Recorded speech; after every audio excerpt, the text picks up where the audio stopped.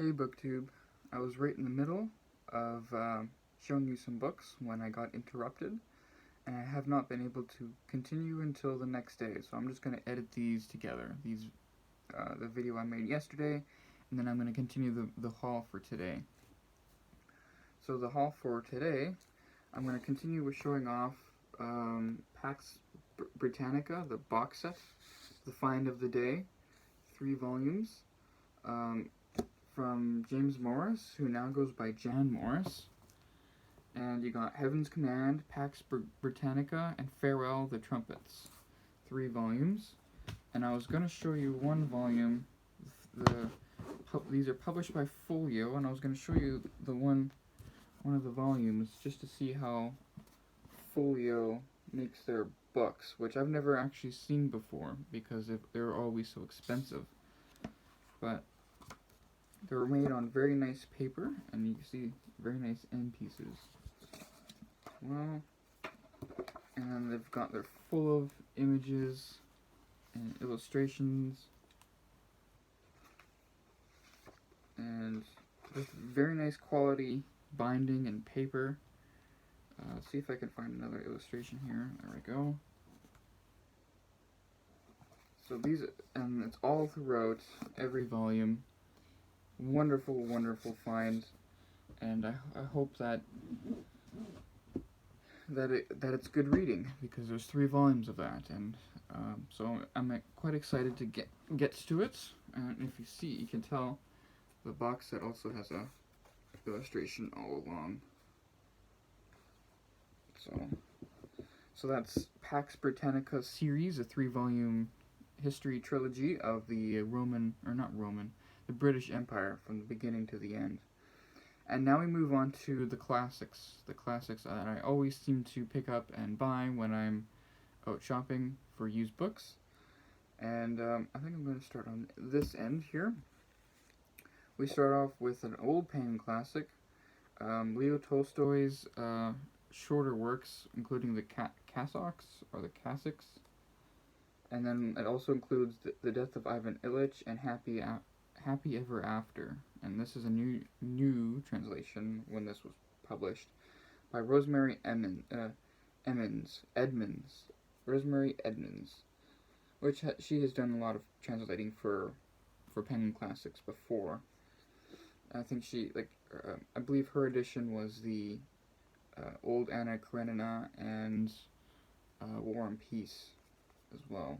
So, and I also have another work of hers that she translated for Penguin Classics later in this haul. But this, I've not read the Cossacks, but I've read The Death of Ivan Ilyich. I read it in the Volkonsky translation. I always forget the other person. Is it PVR? Something like that. But PVR and Volkonsky? I can't remember. I just know that the translating duo that's been very popular in the past 20 years or so for when it comes to Russian classics. And I have a volume of their short stories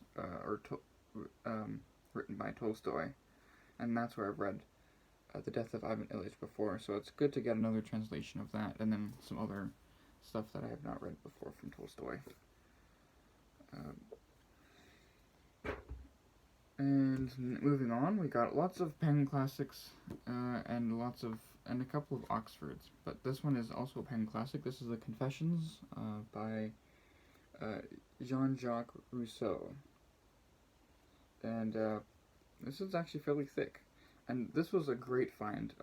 I'll say this is translated by J.M. Cohen, and this was a great find because this was on my wish list to get.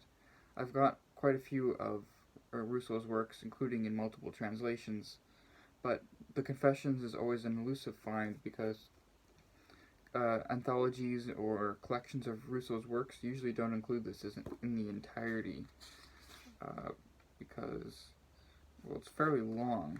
It's it's almost 600 pages. So finding this in its entirety is a very good find, and I'm quite happy with that. It's his work on admitting his well, it's his own reflection or memoirs of his life, in the vein of St. Augustine's Confessions, but without the religious aspect, without the pious, I've changed through religion kind of idea. It's more Rousseau saying, yeah, I've been a jerk, so what? You are a jerk too, or at least that's my understanding of the work. I've been a jerk. I'm the greatest person that's ever lived. Come read my Confessions.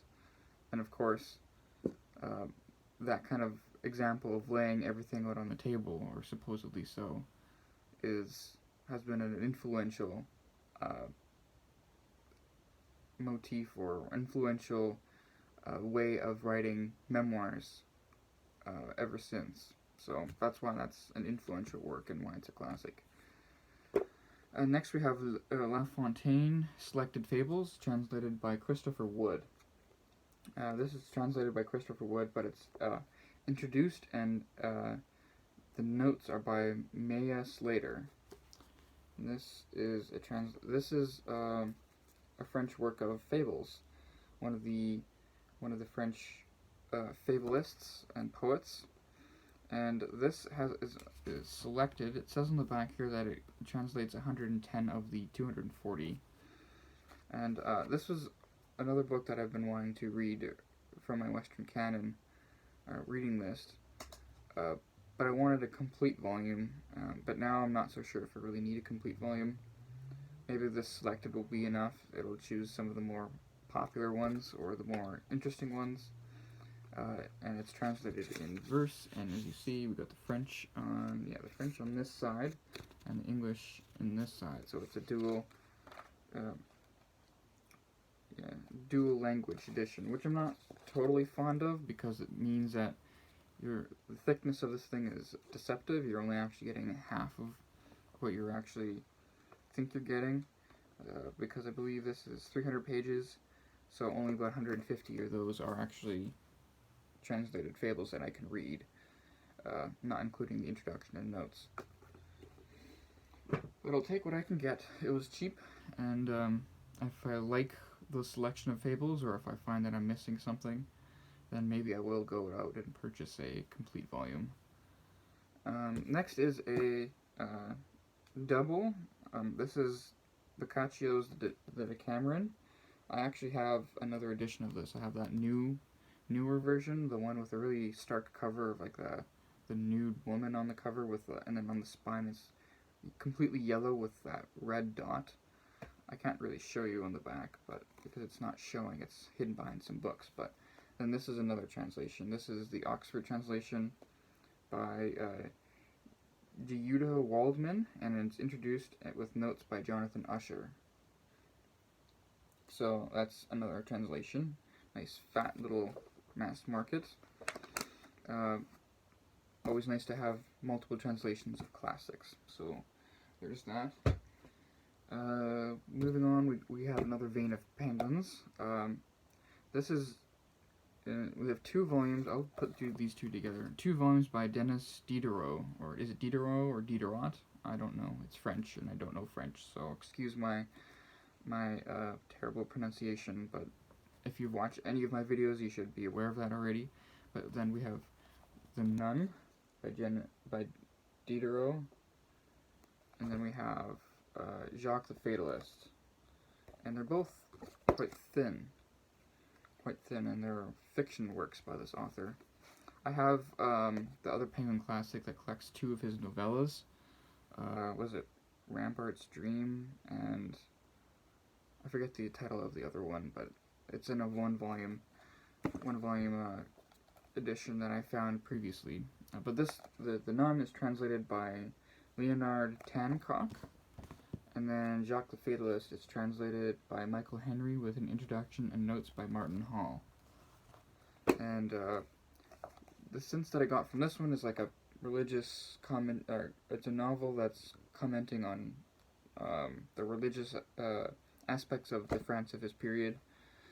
And Jacques the Fatalist is like a parody of fiction, or of the fiction of the day, because I was reading, I actually sampled at the very beginning of this, and it's actually kind of interesting what he says. where he actually talks to the reader and kind of mocks fiction, where he says, I can do whatever I want with these characters, and it doesn't have to make sense as long as it's fiction, because you're just making up stories. So the little narrative play in that volume there. So that's 2 volumes by Dennis Diderot. And then we move on to a Penguin classic that I've never actually heard of before. I've heard of the author, of course, but not this exact edition, and I didn't know it existed. This is William Tindale, The Obedience of a Christian Man. And if you know William Tyndale's story, he is known for his translation of the New Testament into English and was burned at the stake or executed, or I don't know if he was burned at the stake, but I know he was executed for that because the Catholic Church didn't want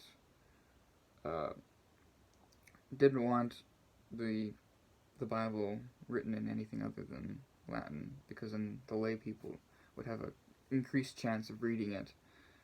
Not like the lay people were incredibly literate, but William Tyndale's purpose was to make the Christian scriptures a lot more accessible to people who knew the vernacular language at the time, which was English. And if you know, the King James Bible incorporated a lot of his translated works of the Bible into their translation. And then this volume here, edited with an introduction and notes by David Daniel, says that this was his tract of developing the argument that ordinary believers should take their spiritual sustenance directly from Scripture, without the intervention of often worldly and corrupt popes and religious figures. So it's him making the argument that Luther also ended up making about bringing the Bible or the translation of the Bible into the lay people, and really took off during the Protestant Reformation. So this is a great work to have. I didn't know exactly that Penguin translated this, or not translated, because this isn't translated, I don't think, but published this. So that's really cool. Cool with that. Next fits in with the Decameron, because this is Navar Navari, the Heptameron. And I actually don't think I knew this existed, but I don't think I would have picked this up if I hadn't seen Steve Donahue included on his top 100 books of all time. This is translated with an introduction by P.A. Chilton, and it's similar to the Decameron, where you got a whole bunch of characters telling tales. And why I'm skeptical, or why I was skeptical about this, is because I just assumed this was just another work jumping off of the fame of Boccaccio's Decameron, and then creating their own work, virtually plagiarizing the idea, and they become a classic because it's an old character or an old person, like an old ancient dusty work that's just copying Boccaccio.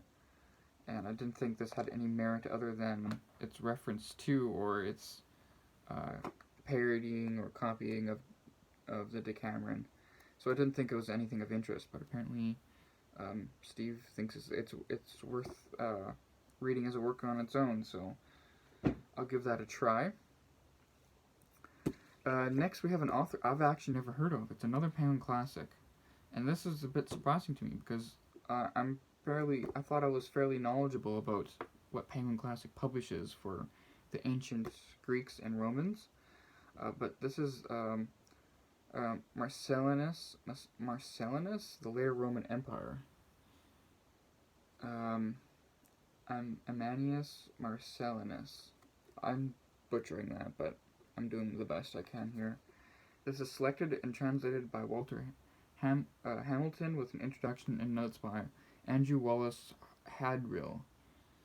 So, and I don't actually know anything of this, other than the back says that Marcellinus is the last great Roman historian whose writings stand in comparison with those of Livy and Tacitus. So, speaking of Tacitus, the next volume here is actually Tacitus. This is the Annals of Imperial Rome, and this is translated by Michael Grant. This is my first Tacitus that I have. Tacitus has been been on my list to get for quite a while, and this is the first time I've ever actually seen Tacitus used. So, getting it for cheap, why not? So then, we've got two Roman historians. Now we move on to some Norton Criticals. I love Norton Criticals, and I'll show you why. I have the Brothers Karamazov by Dostoevsky. This is edited by Ralph E. Motlaw, and it's the Garnet translation, revised by Ralph E. Motlaw, and then it's got background, sources, and criticism.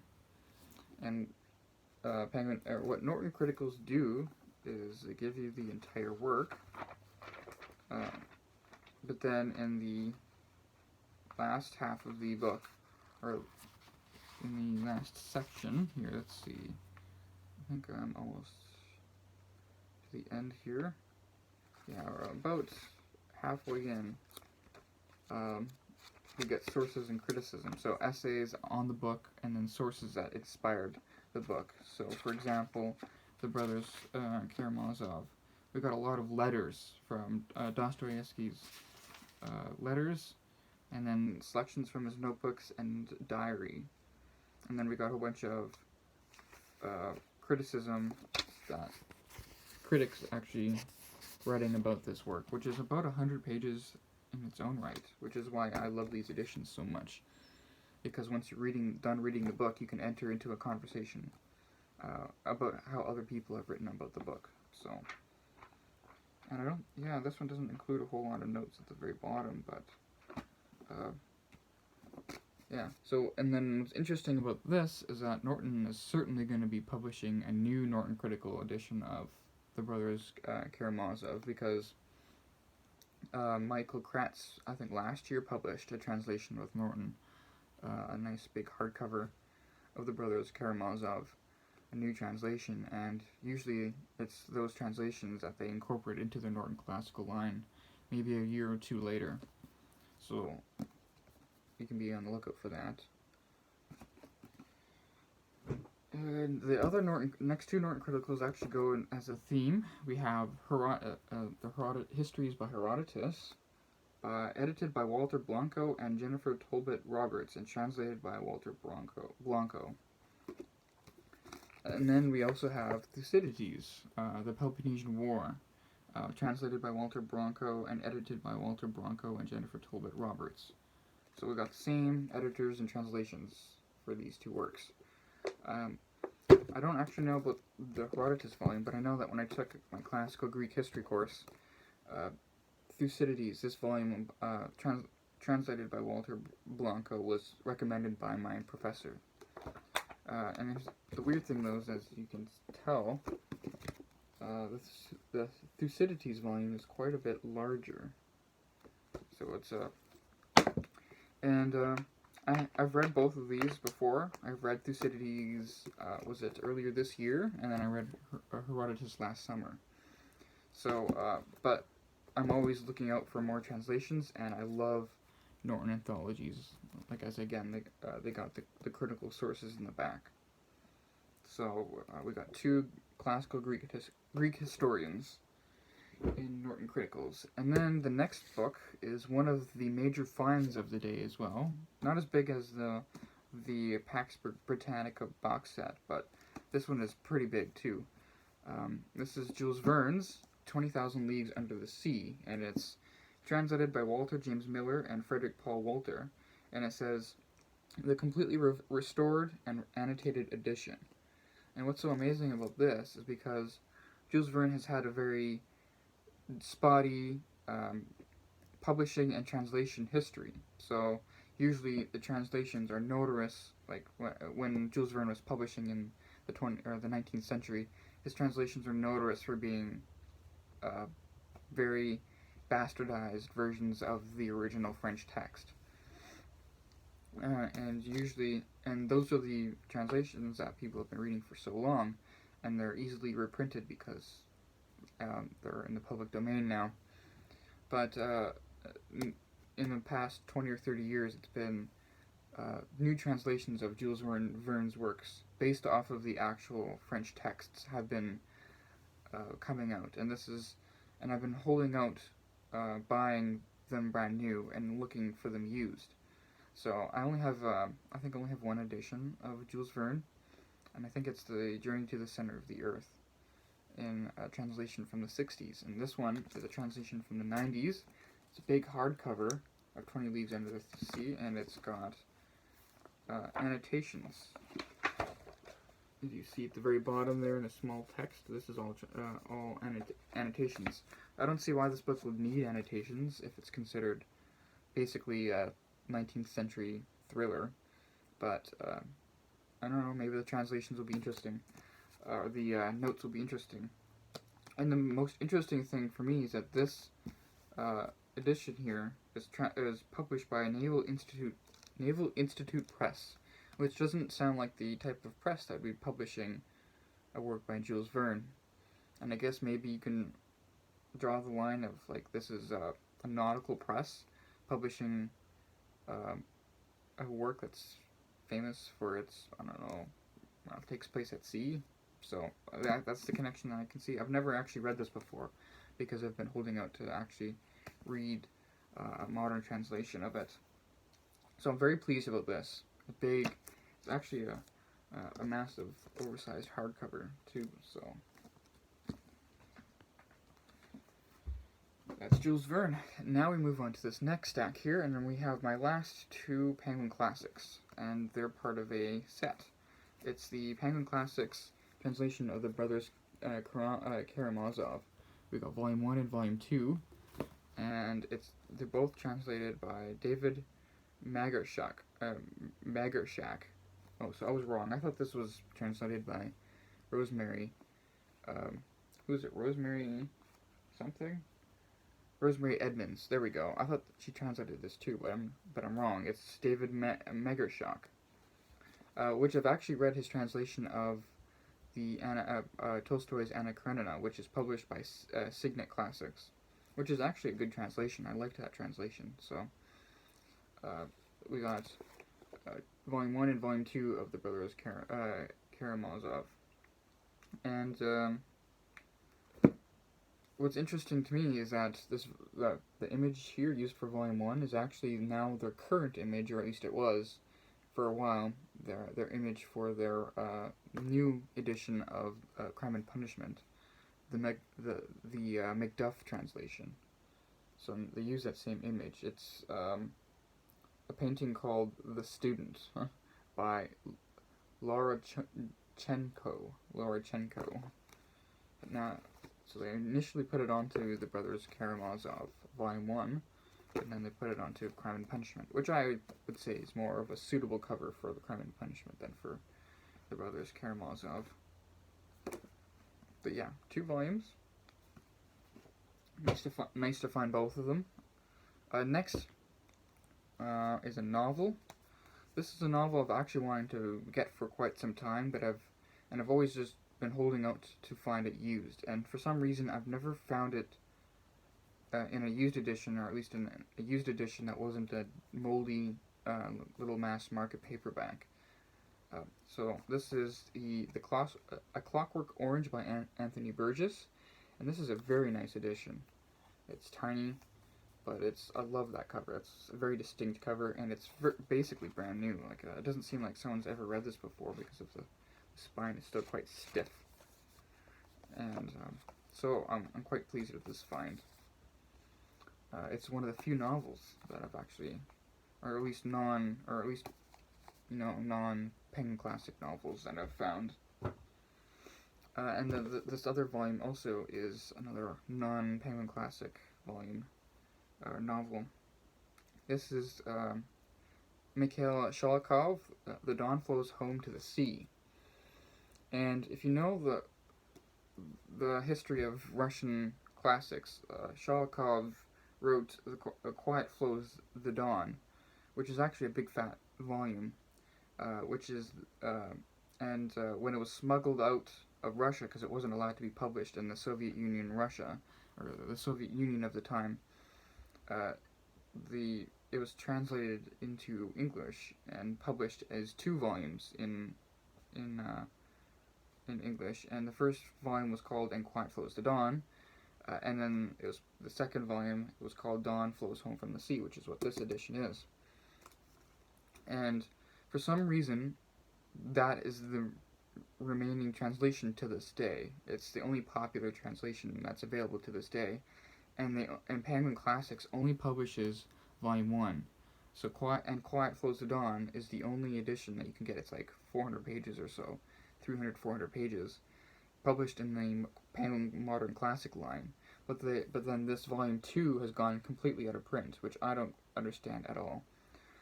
But then, if you excuse me here as I reach in my bookcase, a new translation was done in the 90s by an obscure press that has since gone out of print. And it's right here, Quiet Flows the Dawn. This is the whole work in a 90s translation. A translation from the 90s by Brian Murphy. It says edited, but his forward in here says that he basically translated the work. And yes, it's the first complete single volume edition in an uncensored, fully revised translation. So that's what this is. And this volume is extremely expensive online, which is the most expensive book I've ever bought. And I wanted to get this edition. And I haven't read it yet because I'm sort of saving my Russian classics into a zen of when I actually start reading, when I get to that time period and start reading a lot of Russian classics, kind of sequentially. So I don't want to read these books, these big 20th century Russian books that are always compared to War and Peace, without having actually read War and Peace. But anyways, that's what this book is.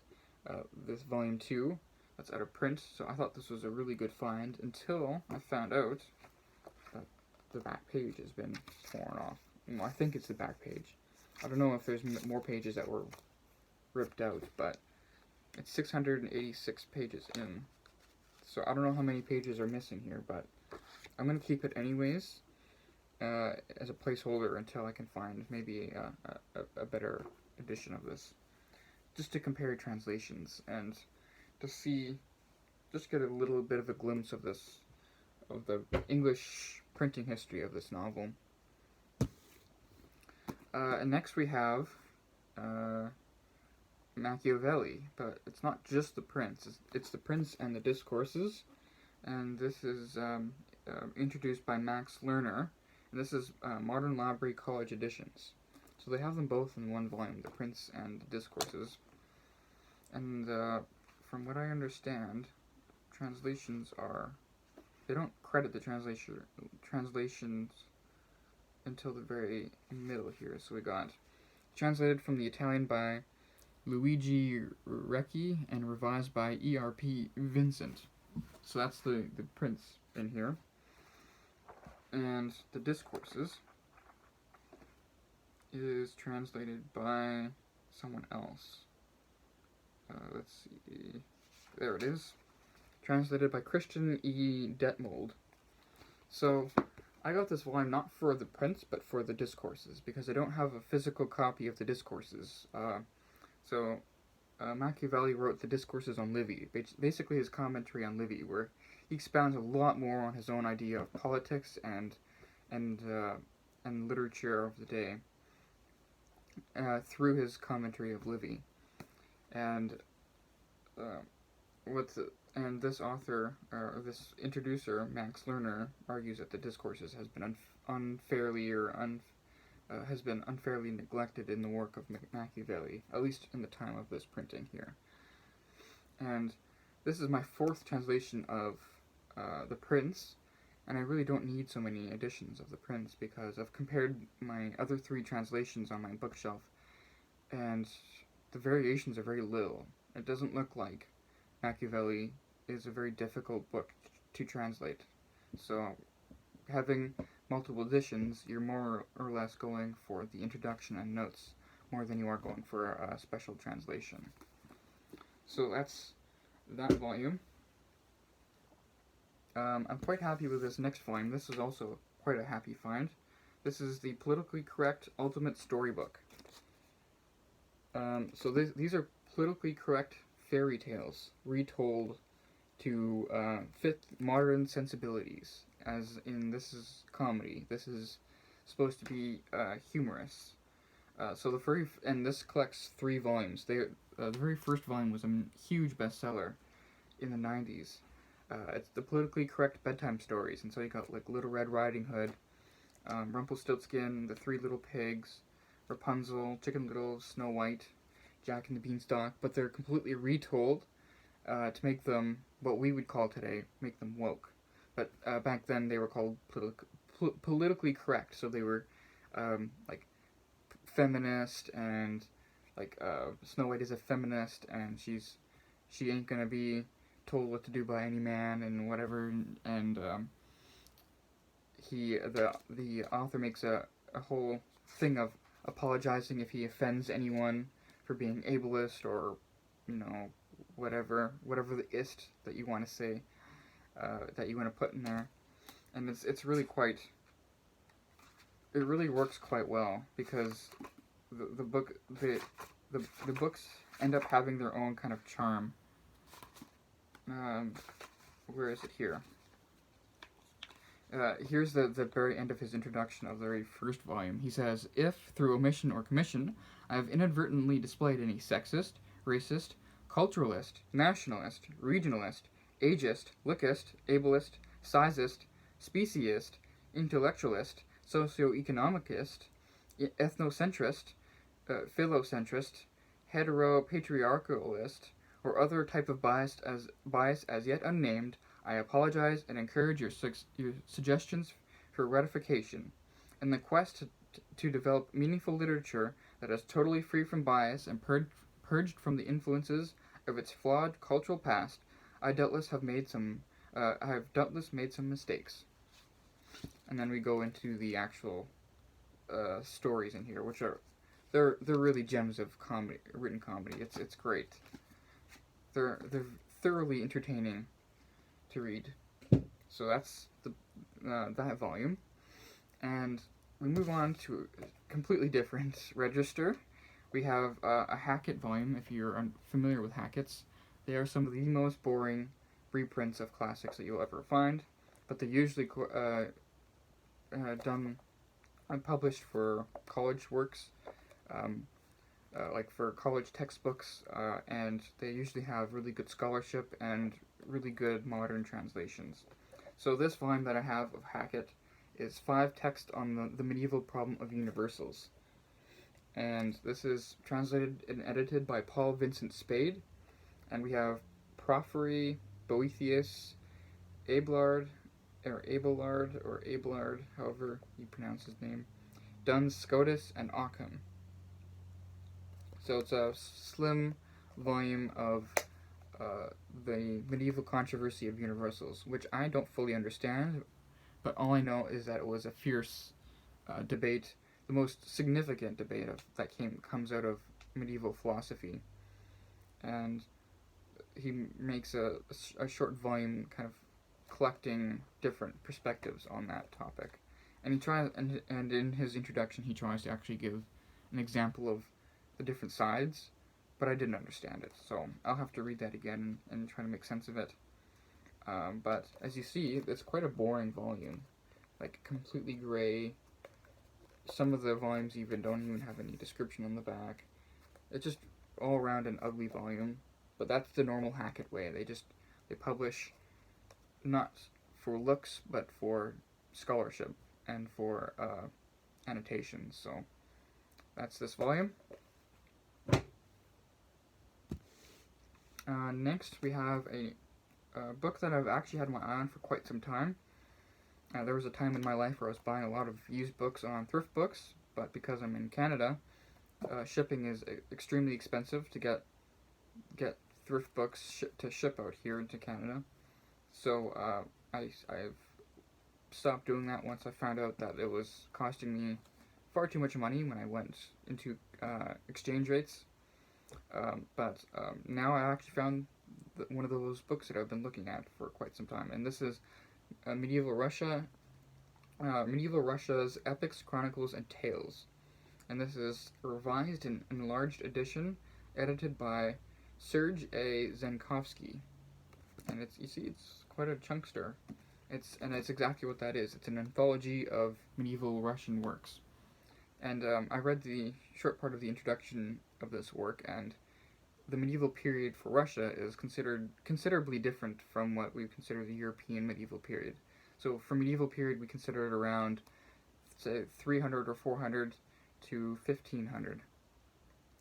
And here he considers the medieval period for Russia around 800 to around 1700, 17 or 1800, around there, because we don't, based off of medieval Russian, the actual geography of Russia and the peoples that are there and how they become like a distinct nation. I don't know much about Russian medieval history, so I'm just going off of that introduction and how I understood it. But it's exactly that. It's just a collection of different tales and selections of religious works and whatnot. So I think this will be really fascinating to go through, to get a completely glimpse at a completely different set of literature than what I'm used to. Next is an interesting find. It's the Economic and Philosophic Manuscripts of 1844 by Karl Marx, and this is edited with an introduction by Dirk Struik. It's also another ugly edition, but it's an older edition, so they get a pass. But this is Marx's early works, back when he was still considered a young Hegelianist, so a young Hegelian, and these works, even though they predate his major works on economics, like the Communist Manifesto and the Capital, these were published in the 1930s, and they really took off at that point when these works were published, because a lot of the Marxists of the day were seeing a lot of disruptions in capitalism in the 30s. Like you got the economic crash of 1929, and still there's no push for Marxist revolution like Marx was predicting in his works. And so there's a lot of despair over communism, or Marxism and Marxist thought, and when these were published, they kind of reinvigorated Marxism, as in you get a different sense of Marxism beyond economics. And then you get more of this push for Marxism as like a lens to which you see everything else, not just economics. You see Marxism through like literary theory, for example, or Marxism through culture or sociological analysis. And that's what these books help set off, these early works, because they're a lot more philosophical in nature than they are economic, at least from my understanding. I have not read them myself. We're almost done here. Next we have The Origins of Totalitarianism. This is by Hannah Arendt. And this is her work on her interpretation of the events of the 20th century. So this was published in early 50s, and this is just her reflection of the 20th century up to that point, and the totalitarian impulse that was so prevalent during the time, and what was still prevalent in her day. So with Stalin and Hitler, and it's a very nice cover. I quite like that cover. I actually have this as an ebook, but finding this really nice, perfectly good condition paperback, it was something that I couldn't pass up. And I actually sampled this a little bit too, and I know that this will be a difficult read, but I know that it'll be a good read because she is such a insightful